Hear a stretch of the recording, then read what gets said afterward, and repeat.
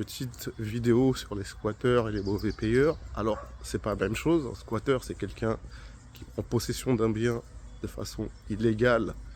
Et un mauvais payeur, c'est quelqu'un qui a un bail de location et qui arrête de payer. Dans les deux cas, c'est quelque chose d'intolérable de mon point de vue. Pourquoi? Je vais vous expliquer simplement. Dans 80 voire 90% des cas, le propriétaire, il a fait une dette. Il a une dette, il a fait un crédit pour obtenir son bien.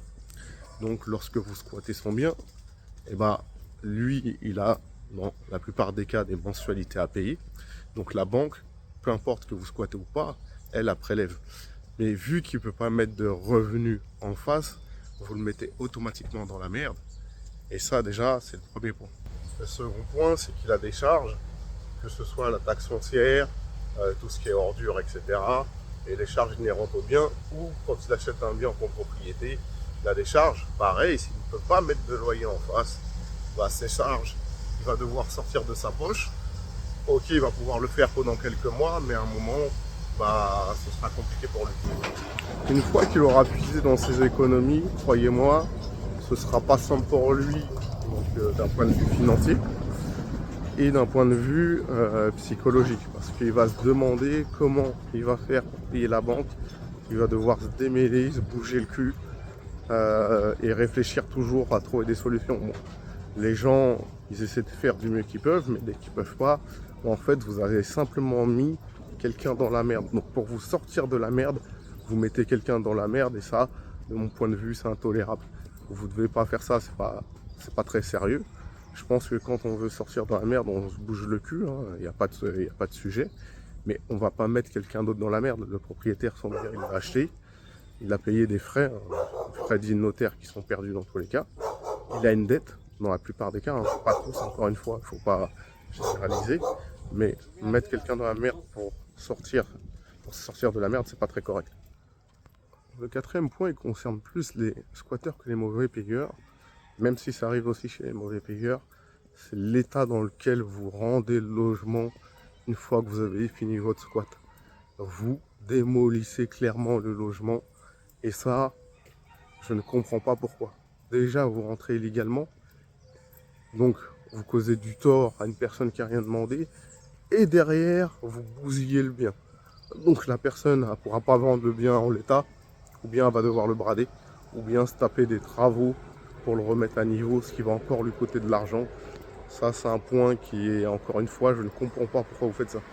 Sixième point, la plupart du temps, les mauvais payeurs et squatteurs disent qu'ils sont dans la merde, mais eux-mêmes commettent ce qu'on appelle un vol. Ne pas payer son loyer, dans l'absolu, c'est un vol. Prendre possession d'un bien qui n'est pas le sien, dans l'absolu, c'est un vol. Vous êtes simplement des voleurs, et vous voulez derrière que les gens vous plaignent.